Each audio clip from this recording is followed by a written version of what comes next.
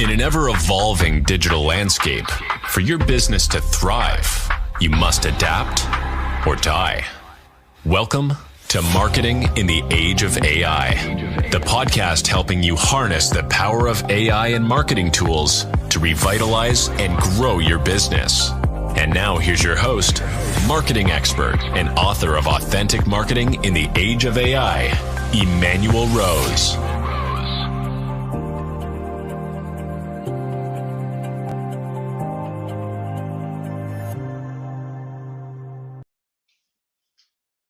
Welcome to this episode of Marketing in the Age of AI. Today, I'm pleased to introduce David Levine, the founder and CEO of ResTech Solutions. With over 2 decades of experience in technology and business leadership, David has established himself as a trusted expert in cybersecurity and IT strategy for small businesses.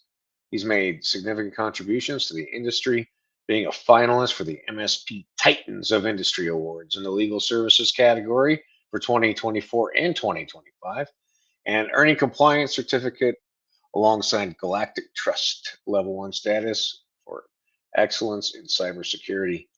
Today, David is focused on practical applications of artificial intelligence, aiming to help businesses automate tasks and enhance operational efficiency, all while fostering human creativity and strategic thinking. Let's dive into this critical and crucial topic. David, thank you so much for spending some time with me today. Oh, well, thank you. And congrats on being recognized as one of the leaders in cybersecurity and IT strategies. That's awesome. Oh, thank you very much. Appreciate it. Yeah, so you've been doing this for a long time. You've seen a few of these little mini bubbles come and go through small business. What do you notice about that's different about this AI interest from previous changes in IT and security? Yeah, so what we're seeing with AI and just in a lot of the conversations we've had, even just this year alone, is businesses are more willing to jump into this, a lot quicker than I think anything that's come out in the past, as they're realizing there's a lot of advantages it can have for businesses. And probably the biggest trend we're seeing right now is businesses looking at it, how can we streamline and reduce overhead and just make things more efficient and automate as much as we can to free up our human resources for more higher level tasks. Yeah, and then what sort of automations are you working on with clients right now? So I got one client right now specifically that we're working with that is truly embracing AI. And they do a lot in the realm of distribution. So they have an ERP system they work with, trying to track a lot of inventory and trying to find ways to utilize AI to, evaluate a lot of large data sets, streamline these different Excel files and maybe looking at to determine, certain types of data, what's going on within the environment. So that's kind of where they're focused. And I know there's kind of more coming down the pipeline in the next couple months in terms of what they want to do to be able to take, even automatically take documents, extract certain data. And so those can actually be attached to the appropriate element right within their ERP system. So everything's right there in one place and really streamline essentially the paper trail and the paperwork. That's cool. And then are there certain tools that you're focused on using when you're developing these kind of solutions? So I'm kind of advising the clients. A lot of my clients are kind of spearheading, like this particular client, they've started using Microsoft Copilot since they do a lot within 365 and they utilize Sure. that tool. I have another client in commercial real estate and there's one of the individuals there who's really spearheading AI and looking at ways to, from my understanding, is help it with finding these properties, whether it's for investment or trying to help, lease it or sell it for their clients. And there's a whole bunch of data on the back end that they're going to try and get AI to, crunch and massage to kind of get the output that they're looking for. Those are just some high level examples that clients have kind of taken on their own and then are bringing us in to advise and help guide them on how to, effectively use and implement AI and, keeping in mind, the cybersecurity side of it in terms of how to keep their data safe and making sure we got privatized instances of tools to protect sensitive information. But as I mentioned earlier, in a much larger trend, we've actually been having a lot of conversations lately with legal practices, and the trend I'm seeing in that industry specifically is firms are looking at ways of using AI to streamline a lot of their operations and help to reduce overhead. Because I am seeing a trend there of trying to keep costs low for their clients, so they don't have to keep raising fees. Because I know right now, especially with our economy, that's a huge thing. So that's, I know, one area businesses are really looking at AI to help improve, and even as another way to just keep more clients coming in through the door. Yeah. And then what about at ResTech Solutions? What are you automating? Or what's on your automation list right now?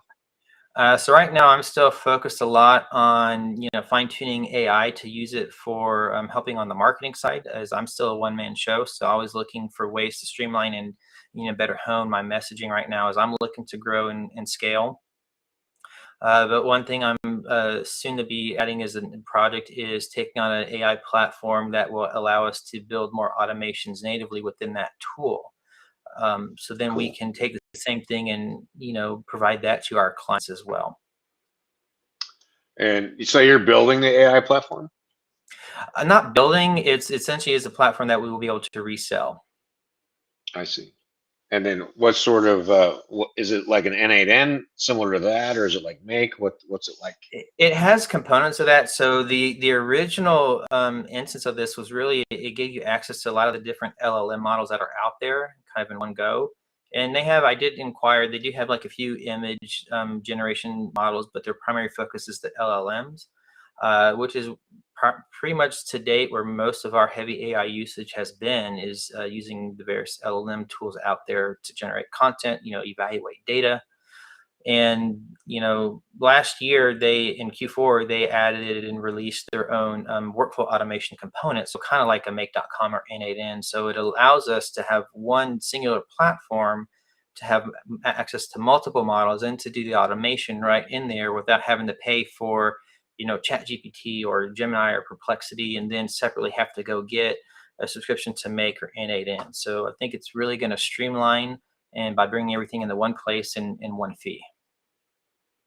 Wow. Yeah, that's an interesting innovation, and it's definitely something that's needed. Uh, what about some of the other initiatives that you're working on? You said some marketing initiatives. What's the marketing automation look like that you're doing right now? So this was something I actually started on last year, and slowly as time is allowed to be working on it. My goal is to take a lot of the marketing content I have, and every month we get new material from vendors we work with, and to build an automation where I can just give the tools like, okay, here's the new content, here's what I want you to do, and it just knows, and basically you're going to build like virtual employees that do a very specific task, and as one completes, it automatically gets passed down the line to the next for further refinement until it comes back for human review. And then we say, okay, great, go publish it. Yeah, and so you've got a repository of content, and then you're going to be giving your content manager bot a directive, and then that bot's going to go trigger a bunch of activities. Is that the idea? Essentially. And then once we have that one built, because that's the low hanging fruit, the marketing one, then we can turn around and, again, use AI to help refine our prompts in terms of, okay, now we want to build one that says, okay, do customer service. So now we can then go build a customer service bot or employee that can answer a lot of the common questions we may get. So when clients are reaching out, okay, great, it knows these are the common things. Okay, hey, I need to reset my password. It can either walk me through, or if it's something that can't be automated right now, we can maybe hopefully automate it to help automatically open a ticket, or again, guide the client on here's how you go actually submit that ticket. And then what's your thinking about what you're automating and what you're leaving to not be automated? What's your philosophy on that right So I'm definitely the philosophy, if we can automate it and it's going to be effective, I want to do it. But right now I got to look at time and resources. Again, I'm operating solo, so there's only so much time I have right now to work on automating. But as I grow scale, definitely hire some resources that can help take a lot off my plate, or get someone who can, I can task with building the automation. but also balancing that against, what our vendors that we work with are going to be doing for us. Because I know the main vendor that we work with, their big focus this year is adding more automation to the tools and services they already provide us. So that's something that I'm looking at and really excited about to see. In fact, they do their big annual conference in April. So shortly thereafter, we should be getting like the next major announcement or their next release of what their new product is going to be for the year. Yeah, that's good. That's it. That's exciting. I think we're in a really exciting time in terms of really getting specific applications for business development, for marketing, for operations in place and active, and getting some clients are getting real results from it that are actually ROIing. So I think this next year is going to be super exciting. For the small business owners that are still hesitant about AI adoption because they think it's too complex or too time consuming, how are you simplifying that process for those types of clients? So one, I just tell people you got to just go experiment, go play with it. You can't break anything for the most part, especially if you're just testing a tool, even especially if it's a marketing standpoint. It's not going to give you anything that's going to automatically publish. It's just going to give you content that then you choose what to do with it. But what I will say for anyone that is paying attention to kind of what's happening on social media, I know kind of like the latest trend or craze right now we're seeing is people creating with AI and basically like the caricature of themselves. It's like, hey, what you know about me, my business, create a caricature. So again, Yeah, you can start as simple as, jumping on stuff like that, just playing around.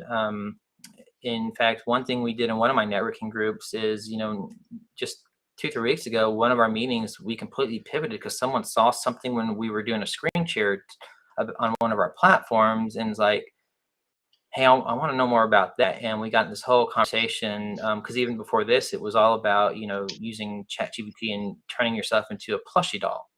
So we got into that and actually got hands-on live. Okay, we pivoted and did like literally live hands-on AI training. So you can actually have a lot of fun with it and learn about it, figure it out. A lot of times I would say it's just you got to get in there and mess with it and see what it's going to do, how it reacts. yeah, I like that. I would talk about it as simple as helping to plan your next vacation or road trip, or what you're going to have for dinner and how you're going to cook it, right? Like it's interesting to just get some help on some really basic fun things, uh, and then start to understand how to build custom GPTs and how to do prompt writing. And I think that's really the core of what the U.S. executive can get the most momentum out of AI right now, is by building out some custom GPTs for some of the recurring work. Yeah, and I'll give another quick example of something I'm actually been working on today. I'm in the process of developing a presentation that I've been asked to give to one of my groups later this month.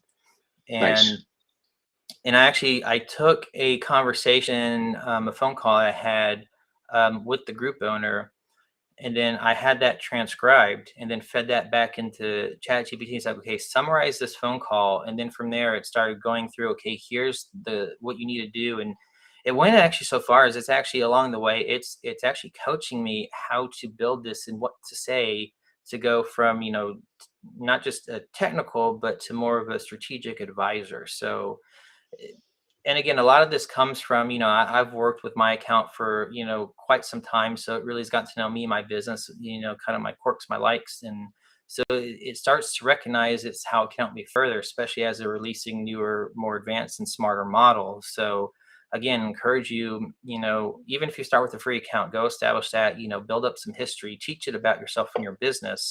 Because I still know a lot of people that haven't done that yet. And I would say that's probably step Interesting. one, Yep. do that as a foundational piece.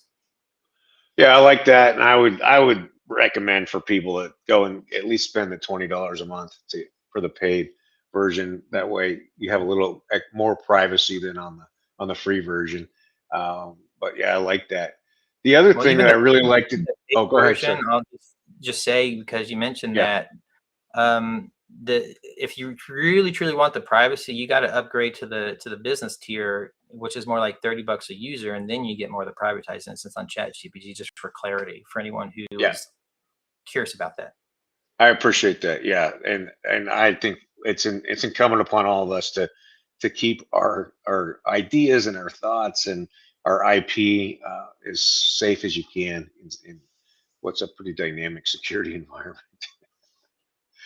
Um, I like what you're doing with the presentation, and I will now go and build a notebook, LM notebook, as a high level first draft for research, and then build my presentations off of that. I think there's a lot of really exciting things that happen inside the notebook now, from voice, video, PowerPoints, summaries, those sorts of things.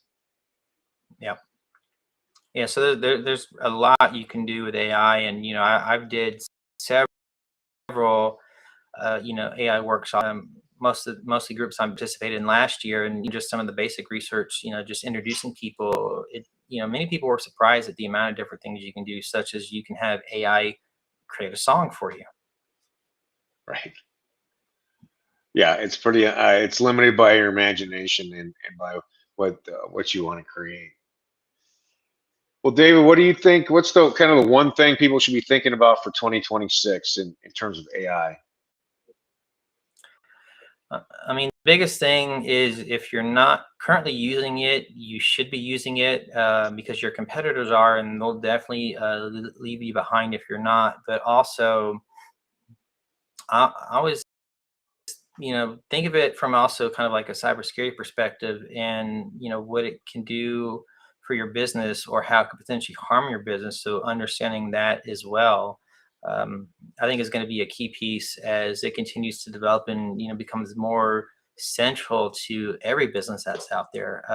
Because like I mentioned earlier, I started this quarter doing more outreach to the legal space, and never would have expected from almost the start that a lot of our conversation would center around AI and how law firms are starting to use AI to streamline their operations. Right. So there's definitely a trend of that going on as well in that space. So I would say the biggest takeaway is if you're not using it, you definitely should be by now. All right, I like that. And David, if people want to get in touch with you, how do they find you in the world? So we are on most of these social media platforms. So we're on Facebook, LinkedIn, YouTube, TikTok. You can find us on our Google business profile, on the web, email. I mean, there's lots of ways that people can get in touch with us. Call, text. All right. Well, we'll make sure that your information is in the show notes, and they'll be able to get a hold of you at ResTech Solutions. Thanks, David. I appreciate you spending some time with me today, and I look forward to talking to you again soon. All right. I appreciate it. Okay. Thank you. Well, that's a great message, which is if you haven't started interacting with an AI tool, this is the time to do it. Start playing around with it, building some low-level tasks around things that you're interested in, research that you want to do. Find a tool like ChatGPT or Perplexity, and start learning how to interact via prompts and get some dirt time with AI tools that are at our disposal. I hope this conversation has been valuable for you today. I know it was for me, and I enjoyed talking with David Levine from ResTech Solutions. I also hope that you do take some time to work with an LLM or some other special purpose tools to help specific business situations, and that you figure out how it can help you save time, and that with that time you continue to upskill, that you spend that time with your friends and family, or that you get outside into nature and away from the screens. This is Emmanuel Rose, Marketing in the Age of AI. In an ever-evolving digital landscape, for your business to thrive, you must adapt or die. Welcome to Marketing in the Age of AI. Thanks for listening to Marketing in the Age of AI. Be sure to subscribe wherever you heard this podcast so you never miss a future episode. Your copy of Authentic Marketing in the Age of AI is available at Amazon.com or EmmanuelRose.com. You can also connect with Emmanuel on LinkedIn. Thanks again for listening, and we'll see you next time.